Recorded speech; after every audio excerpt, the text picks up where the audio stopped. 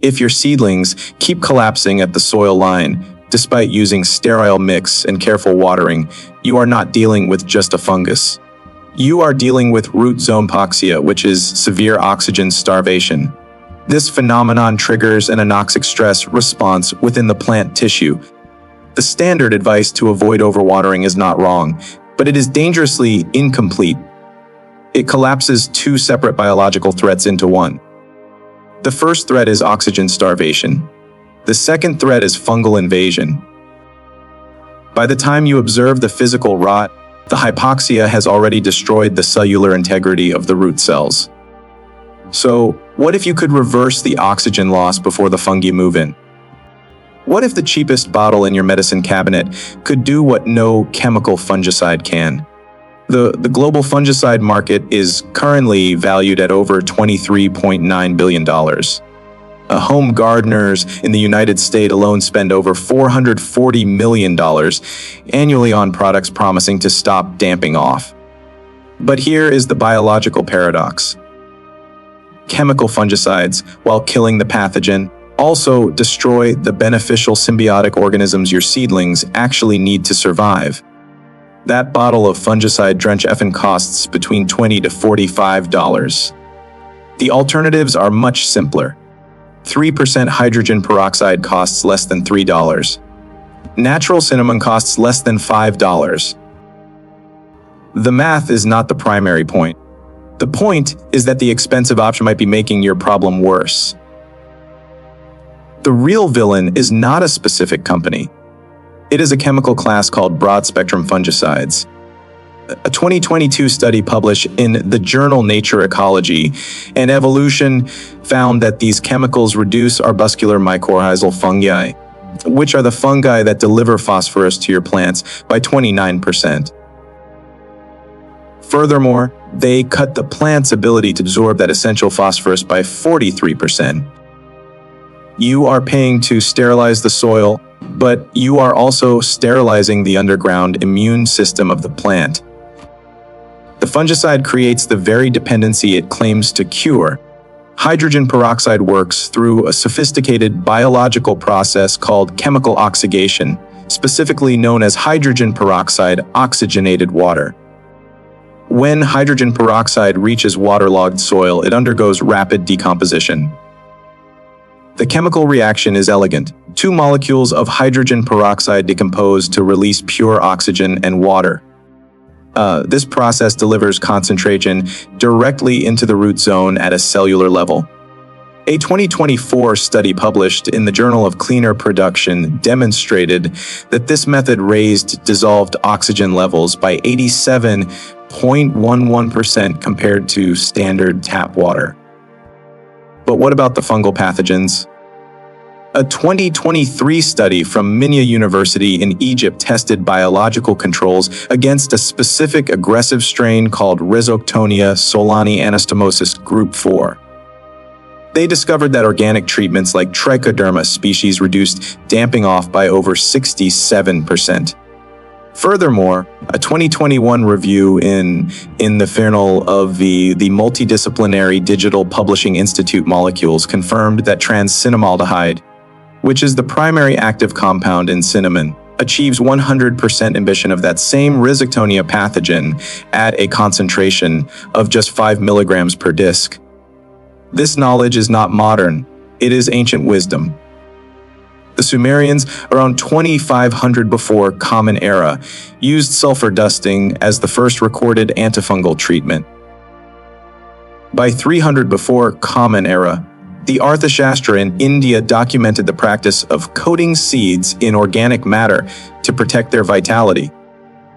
In 77 Common Era, the Roman philosopher Pliny the Elder wrote about soaking seeds in wine and onion sap to prevent decay. The biological principle has remained constant for millennia. Protect the seed and feed the root. In the modern age, we simply forgot the critical role of the oxygen component. To verify this, I conducted a controlled 14-day experiment. I measured specific growth marker and analyzed the data across 3 identical environments. Every pot used the same soil substrate, the same tomato seed variety, and identical light exposure. The only variable was the treatment protocol.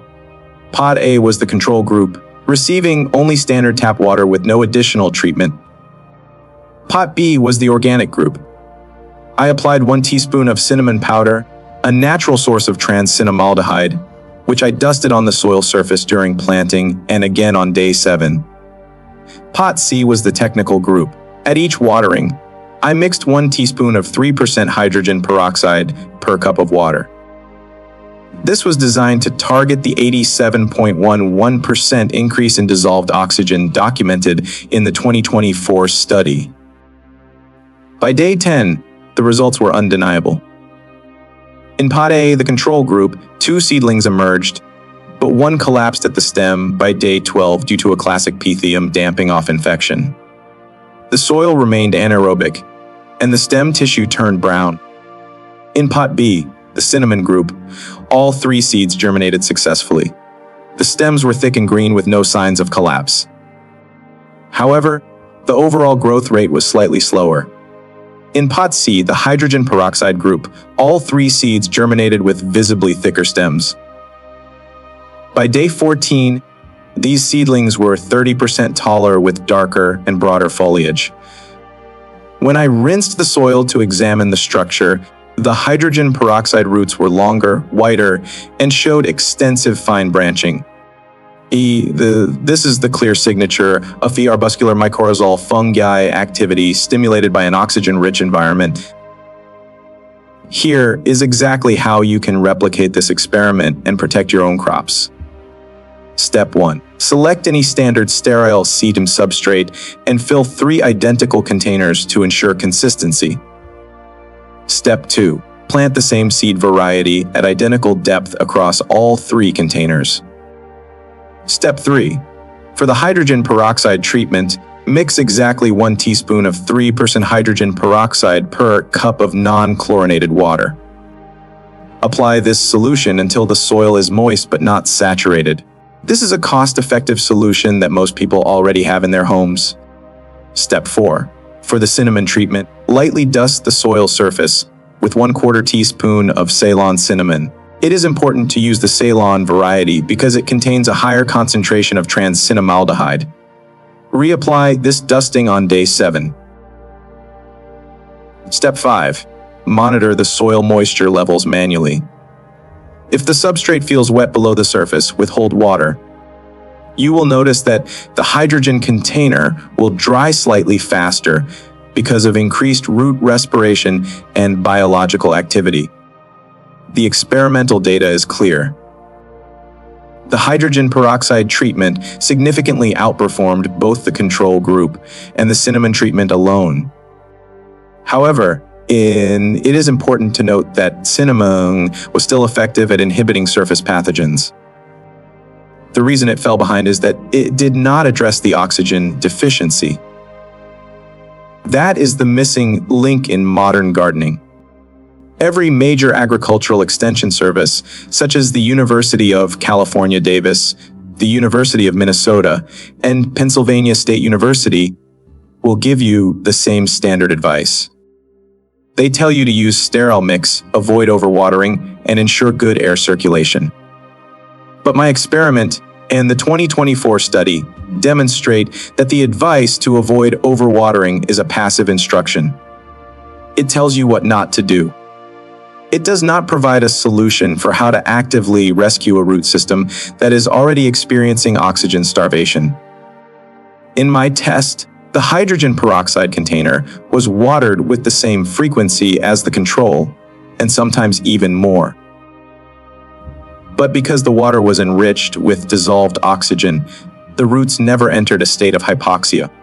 Common gardening advice suggests that the fungus is your primary enemy. However, my data and the study from the journal Nature prove that the real enemy is the environmental condition that allows the fungus to become dominant. The control container failed not because it was contaminated with more fungus, but because its dissolved oxygen levels dropped to 4.2 milligrams per liter. This is below the critical 5 milligram per liter survival threshold for most plant species. In contrast, the hydrogen peroxide container thrived at 7.9 milligrams per liter. This success is driven by what scientists call the reactive oxygen species signaling effect, or ROS signaling.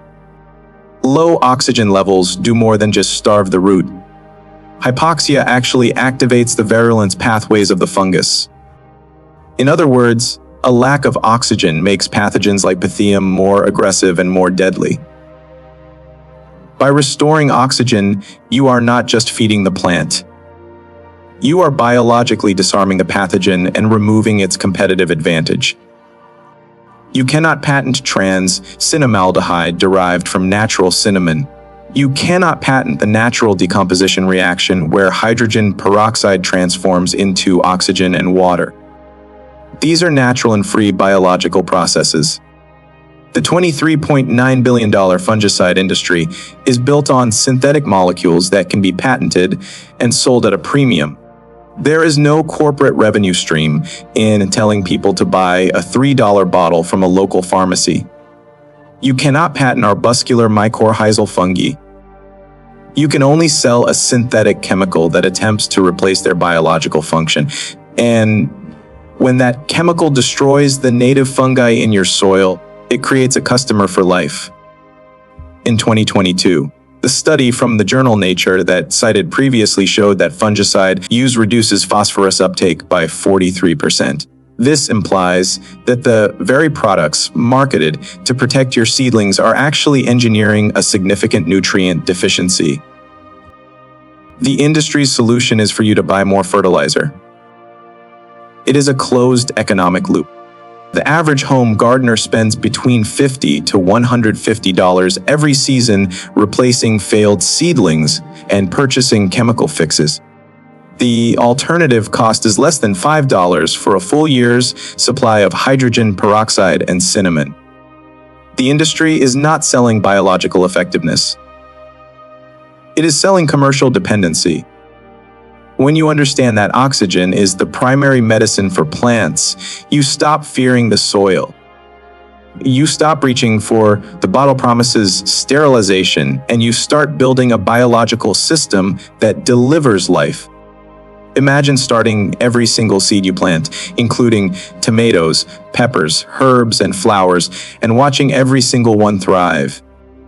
Imagine having no gaps in your seed tray and no collapsed stems. You will see only thick, green, and fast-growing seedlings ready for the garden. The fungicide industry needs you to believe that the enemy resides in the soil. The truth is, the enemy was in the water, or more specifically, the lack of dissolved oxygen in the water. When you fix the oxygen levels, the soil environment fixes itself. Now that you know how to keep your seedlings alive using oxygen, the next challenge is keeping them strong once they are transplanted into the ground.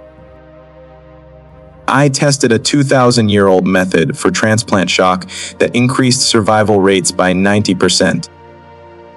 Watch this next video where I show you exactly what the ancient Romans discovered about the science of transplanting. Subscribe if you believe some knowledge is too important to let disappear. Comment below to share if you have ever lost an entire tray of seedlings and what you originally thought was the cause.